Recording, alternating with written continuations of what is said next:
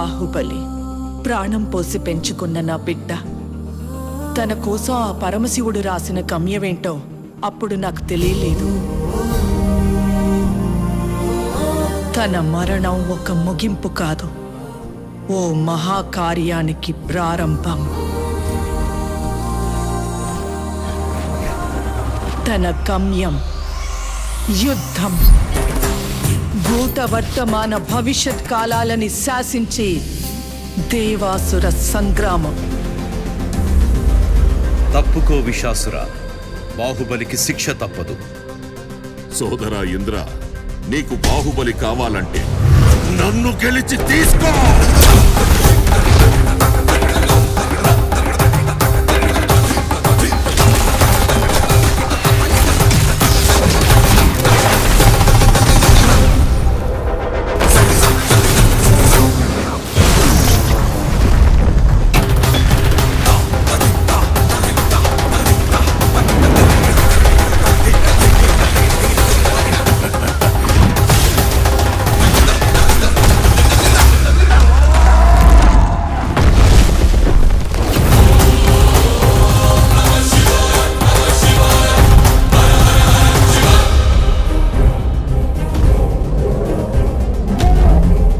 బాహుబలిని ఎవరు కాపాడతారు ఇప్పుడు?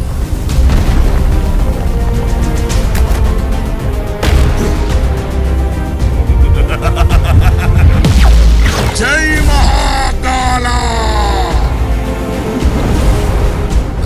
అదే ప్రశ్న ఇంద్ర, ఇప్పుడు నిన్నెవరు కాపాడతారా అని. ఈ 14 లోకాల మనుగడ ఒకే ఒక మానవుడి చేతిలో. ఆ శక్తి పేరే